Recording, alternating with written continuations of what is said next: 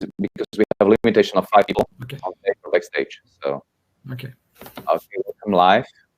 Welcome to the panel discussion, Mirror, Mirror on the Wall, which is the best project of them all, the art and science of decision making.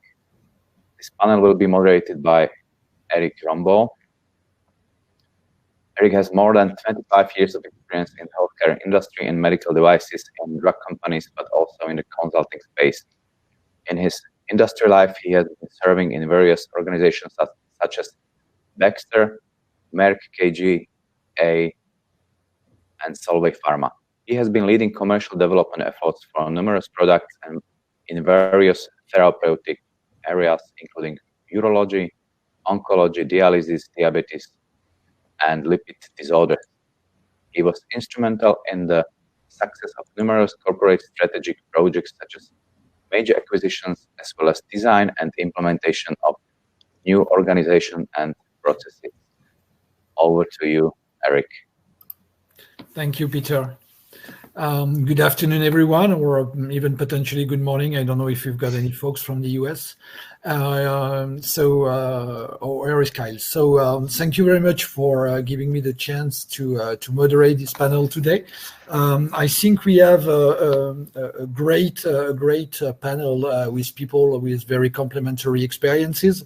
And the first one of them is Bahadir Kakmak. Bahadir, I understood you were the previous speaker with quite well accepted and welcome presentation. Do I need to introduce you again, or I guess we can skip it? No offense? Okay, good, thank you. Going alphabetical order, then we've got Kyle Wills. Hi, Kyle. Kyle is an accomplished executive with 23 years of experience in project and portfolio management. And interestingly enough, got an experience in medical device and drug device combinations, as well as material for drug delivery and control release application. Kyle has a deep experience developing products for concepts through commercial launch of multiple therapeutic areas. So it's nice to have someone like Kamak with the drug experience, Kyle with the medical device experience, and we've got also Nicole Witherley, who has experience in portfolio management in veterinarian drugs. So currently Nicole is head of portfolio management at Decra, a veterinary pharma company listed in the London stock market. She shared an experience of academia of 6 years and 13 years in the industry with prestigious companies like Zoetis, Bayer, and she has been joining Decra in 2014. She has worked in clinical research, development, technical marketing, and project management, and successfully implemented portfolio and project management product development at Decra for the last 4 years. So thank you very much for the panel to be around me today. I would like also to encourage the floor to ask questions. I mean, primarily we are here to answer your questions. So we have prepared some around the question of mirror on the wall, which is the best project of them all. But obviously, please feel free to ask questions in the chat. I will be happy to do our best to answer. So if you guys allow me, I'd like to start with the first question, which is around the process that we try to ensure and pharma companies try to ensure to strengthen their PMM decisions in a quite changing environment. So basically, we all know that the companies we have been working for are working under changing priorities, reduction, time to market reduction, regulatory hassle, and so on and so forth. And my question in that frame is, how do you manage to keep your PMM focused? How do you ensure that your decision or the decisions are taken in a way which is structured and repeatable? Kyle, maybe. Excellent. I'd love to start. So thank you for the question. And the the title for this, being the balance between art and science, is really so important, right? Because that really describes exactly what we are going through. And in my experience, we have to start with the science part of it, and that is to make sure that there is a really robust way to evaluate new opportunities that come in, and to evaluate them with the same meter stick, right? So in the organizations that I've been a part of, it's making sure that we identify the set of criteria that we're going to use to evaluate each new opportunity as it comes in, and have a team of people who are independent and objective, who can assess each of those opportunities as they arise, and not be so tied to exactly what they are. And so you take a more objective view. But in the end, that has to be balanced with the art, because no matter what assessment criteria we have in place, no matter how good the tool is still in the end just a tool, and there has to be some type of human assessment that comes in, and that's where the art piece comes in. But what I found best is that to start with the science and then bring the art in secondarily to try to buffer against some of the biases and preferences that some people will have. Okay. Nicole, would the veterinarian industry react the same way? Yes, indeed. I think it depends very much where you come from, what maturity level you have. And certainly in our example, we started from zero when I started the job 5 years ago. And so we did, I mean, in a way, it was a really good opportunity because there was no process on decision making. It was done by the executive committee, and they were doing it based on what they thought they knew about the products or the projects. So we started really by setting up a process, writing down who the decision makers should be, making sure we get the right decision makers around the table, and actually getting their buy-in, what process we want to follow, so they couldn't just turn around on us to say, well, we don't want to do this, but got their buy-in from the start. They all appreciated that the current situation wasn't ideal, created the classical stage gate process, started documenting decisions, but very, very importantly, making sure they have the right data to take decisions, making sure we use the same data set for the same types of projects, and that data is real time, it's accurate, and they have it enough ahead of a decision, so they can mull it over and come up with the objections, allowing enough time to address those. So the tool is all very well, and eventually we did get a tool, but what was really important to us is making sure everybody buys into the process of how we want to take decisions. Thank you, Nicole. Bahadir, what about the generic industry? Actually, change is always that everyone is expecting, I suppose, and not only for generic industry, for everywhere in the world, especially those days. So maybe I can also reply one of the questions in the same structure of your question is, for example, you select a product, you think that the potential is high, and the product is not maybe obsolete, that like Angelica Brasa's question, but maybe the potential is very low after 10 years because of the study is maybe not good enough, or maybe there is a better product comes to the market. So you always need to actually understand the B plan. You should also have a B plan. And for my case, for change, what I'm doing is I took the therapeutic area as a responsibility to my hands, and I actually visit all the congresses, like medical oncology, ASCO, ESMO congresses, try to talk with the key opinion leaders, try to understand the people's actually opinion about the molecules. I don't want to make a lucky stone movement.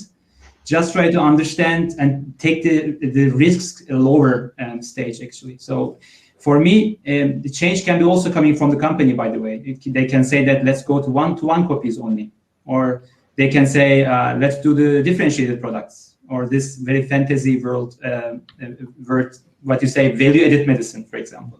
That can come to the stage. And this is change. So whenever there is a strategy change, and we as a company, we are open for changes as well. Any reaction from one another or what the other have said? Or do you guys all agree to one another? It seems that we all have the same challenges, right? Yeah, I'm not sure whether it's a good news or bad news, but it seems there is some alignment indeed. Well, I mean, basically, I tend to agree with what you guys said all, and I think it's making also a nice connection to the next point, because processes and tools are one thing. But the second question that often comes on the table is about the alignment between PMM and business strategy. So, in your experience, how have you witnessed, or have you ensured yourself the alignment between the PMM decision and the corporate strategy? Who is driving the other? I mean, how do you ensure the alignment short-term, long-term in your experience? I mean, have you witnessed good practices or bad practices? I mean, what bell does it ring in your mind? I'm happy to kick us off again. Okay. And my experience there is that, first of all, we're making an assumption that there is clarity around what the strategic objectives are, and that sometimes, while we would love for that to always be the case, it's not always the case. And sometimes, the role of a portfolio manager is to really look at that and question, do we really understand, and bring a level of alignment to not just senior executives, but everyone throughout the organization.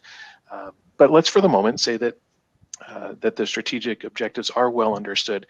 There's still a question of what is the proper balance. That is the art part, and the part of that is a dialogue that has to happen with senior executives to say, what proportion of the investment would you like to see? And the way that I've approached that is to leave that question a bit open-ended and not talk about specific projects or components of the portfolio, but instead think more strategically and say, how much do you want to be focused on short-term, mid-term, long-term, and that allow that to then drive the allocation of funds appropriately through the rest of the portfolio.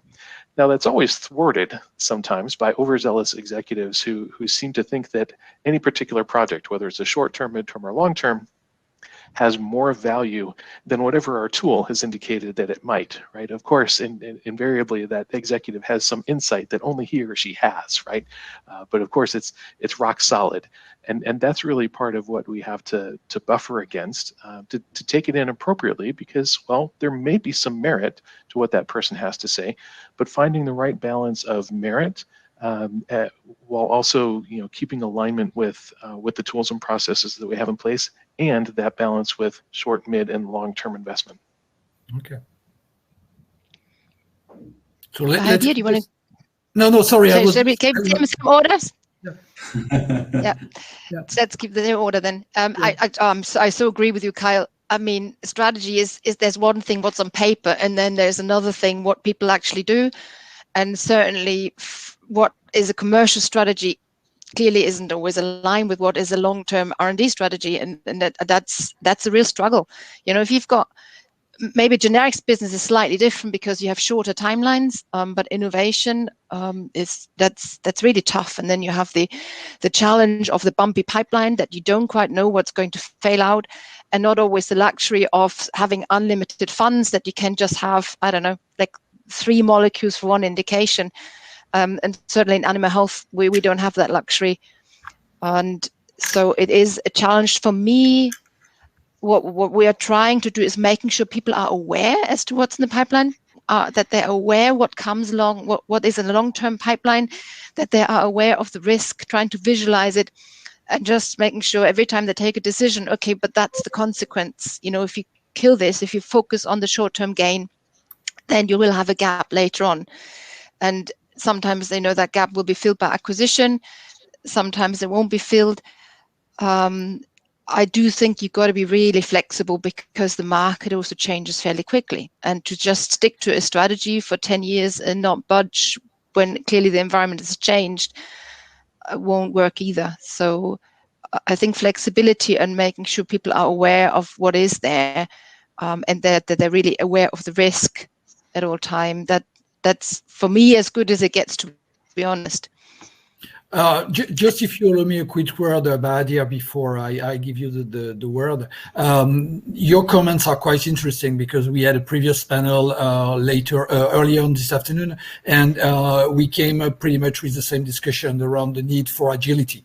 I mean, we didn't call it flexibility, we call it agility, but at the end of the day, we are touching the same concept about the fact that maybe all the big pharmas, all the big companies are not agile anymore in the ways they treat their portfolio and their project management aspect. So, I mean, that's correlate and also resonates in what we have been discussing early on this afternoon. Bahadir, please. Actually, I think Kyle and Nicole is reading my mind because their responses are very. I can even say the same sentences, same words for especially for Kyle's.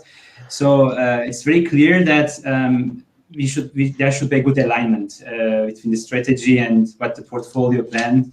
And but at the same time, I can easily say to Nicole that in generic development timelines is not even short. So if you focus on US, for example, you should also develop the product in 4 years after the product get approved, right? So you should also think about like 15 years, 10 years development phases.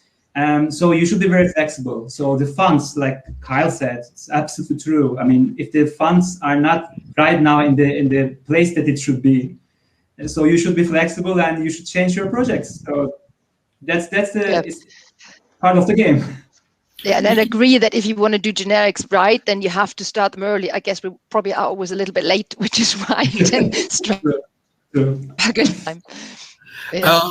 If I may just extend this question, because when we think portfolio and project, I mean, we also think and mainly think projects, I mean, R&D projects. But basically, would you apply the same type of thinking to commercial portfolios? In terms both of alignment with the strategy and the change, and I mean, is it the same type of logic? Because portfolio management you can apply to a variety of things. So, and mainly we have been discussing about R&D portfolios, but I think the next step is commercial portfolio, especially thinking about the generics where you have a broad portfolio of products by the nature of the business. So I was just wondering, listening to you, whether you guys think that it's the same approach or whether there are some differences between project portfolios or program portfolios and commercial portfolios. Can I start this time, Kyle? As the commercial part is my weakest point to talk, because I started a sales rep in Turkey. So from sales, from marketing, I really each step I saw the medical oncologists face to face. So actually, I know the oncology products and the products by heart. So the commercial part is the main, at least for generic portfolio, is the main stuff actually. So you should know the weakness of the originator, and you should also feel this weakness with your additional benefits of your generic product, right? In the terminology, we say generic plus. So you should be generic plus. So the commercial portfolio for me is very important. Project portfolio, commercial portfolio, and even the database portfolio. This should be in the same equality, the power. Bahadir, I love how you say that about generic plus, right? And I think one of the decisions that makes this tougher is that we constantly need to be reminded that yes, we're in business, yes, we need to make a profit, but at the end of the day, we are serving patients in one way or another, and that makes commercial decisions a little bit tougher. Whether that's to pull a product, whether it's a drug, whether it's a medical device, that are we taking service away from patients who need it. That's an extra variable that our industry has to wrestle with that others may not.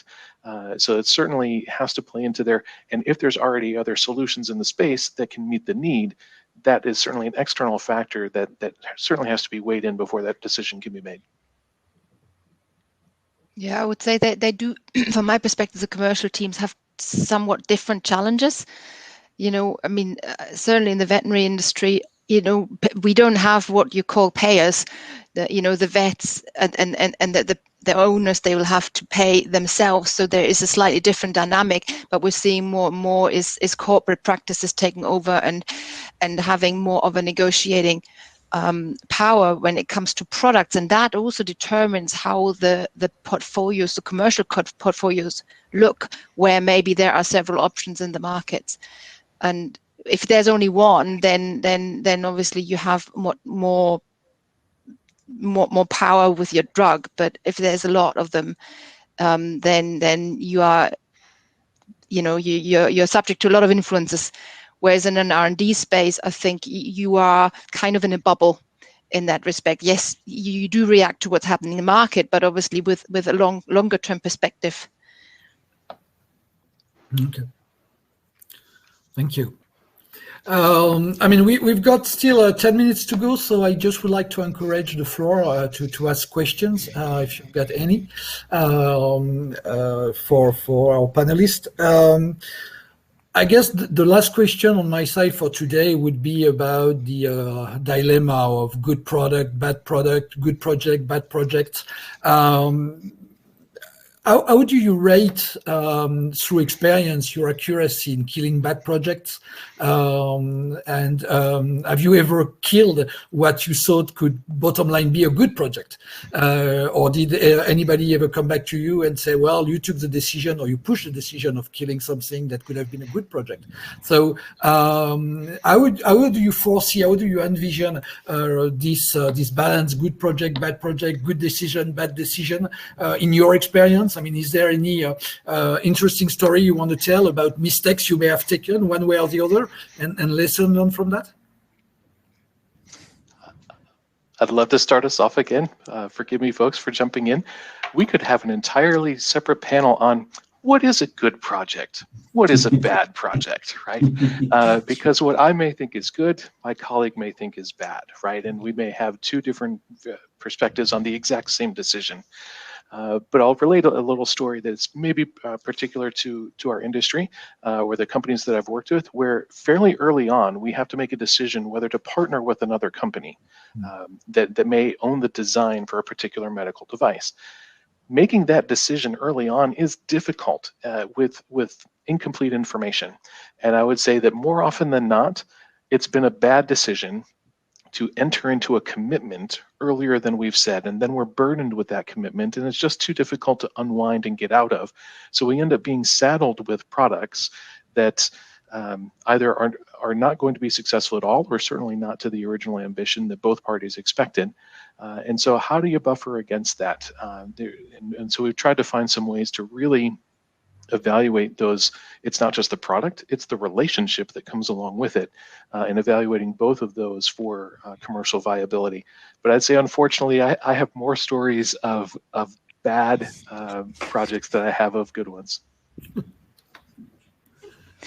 Thank you. Yeah, I don't know. I mean, I think that is, considering that we're in such a risky industry and we've got so much uncertainty, I don't find that unnatural at all, because there are, you don't know when you start a project whether it's good or bad. Obviously, everything should start with a good business case. Everything should start to make sense. And you don't know when you kill something whether it would have had a good outcome or not. Some people may have said, "Oh, I really like this, and we really wanted it," but usually there's risk, so you don't really know the output. And to us, it's been really one of our policies that we wanted to kill stuff as early as possible. Kill it before you spend a lot of money. Rather kill a good project early than kill a bad project late. And so in that respect, we don't really pose the question. But what is important is that you document the assumptions behind the decision, because they come back to you. And sometimes, I don't know about others, but our projects get revived sometimes. And you just only really want to do this when you make sure that assumptions have changed, something's different than before. But I agree, Kyle, that it is, good and bad is a difficult discussion, really. If you allow me just to jump on your comments to both of you, I like the perspectives of Kyle in terms of relationship, because I've been also quite a lot in business development and making deals, and both on the pharma and medical device line, and definitely the relationship is part of the future success of a project. Something that may look bright on paper will just totally be screwed up just because the cultures of the company are so different, the alignment of the strategy are so different that at the end of the day, something that was good could become a nightmare and a total failure. So I like this perspective quite a lot. And I agree also with you, Nicole, that documentation of decisions is something that is quite important. To be honest, at one point of my career, I've been promoting quite a lot of post-mortem analysis. I mean, people didn't like the term, but in terms of once we have made a project, once we have decided to kill, not to kill, just do a post-mortem analysis and say, well, where did we go wrong? Where did we improve? Could we improve? Just based on this documentation, just try to understand and improve our decision-making process for the future. So, but I think that documenting decisions is of primary importance, but you need to go back to it, to get back to it in order to check whether it makes sense or not, without any judgment, because at the end of the day, whatever decision, people will nail you and say, well, you have taken this decision, which 10 years later, I disagree with. So, yeah, but yeah, I think your perspective is quite interesting. Badia? Actually, maybe you had a chance to watch my presentation just half an hour ago. So I just give the similarity between product selection and finding the life partner. Maybe you remember.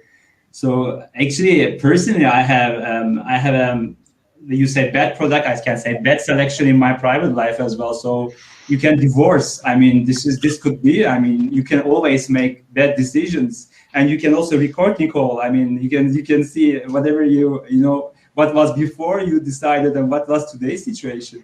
This is always happening. So you cannot start anything saying that nothing will be bad project. For example, I saw Mike's comment and saying that bad projects are the ones that first to terminate it. It could be first to terminate, but every bad project actually teaches you something.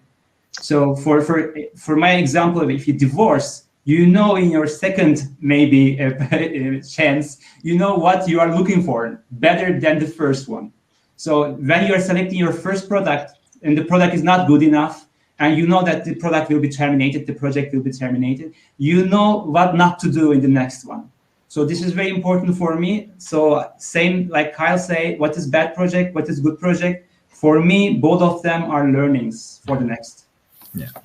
And if, Peter, you allow me one more minute, we've got a question that I would like to share with the panelists coming from Miriam. Is the decision of the composition of your portfolio ultimately one of the senior leadership team, an individual like a VP innovation, or more based on advice of decision of the PMO lead? Well, maybe I'll go first there. Sorry. For us, we have a panel, if you like, and it's sort of led by the commercial heads for the regions. And so we don't take decisions in isolation, but they have to agree on the whole portfolio, which would deliver to that region, for that therapeutic area. For that is actually quite a good way to making sure they're aligned. And obviously we would provide the data and the recommendations based on the analysis, but ultimately commercial has to take the decision what's in and what's out. I defer to Bahadir because Miriam is a colleague of mine, so she was seeding that. She knows where to poke. Okay. So I can also say it's a panel decision, but in my case, I'm the responsible person. So I get the selection decision. From my side, I need to convince myself. After I convince myself, I need to go to the panel and convince the other board members. So, and it's in board, there are also people around, not only commercial, the medical as well, also portfolio, the project management as well. So anyone who has the right for the funding, vote for yes or no. So this is also from our side. Okay, it's 6 p.m. at least in France, I guess in Germany as well. I think we can now close. I would like to thank you all three for the nice contribution and the nice discussion and the nice input. I hope the floor appreciated your comments. And I leave it back to Peter to pass to the next panel. Thank you very much, everyone. Thank you. Good day. Thank you very much for the panel.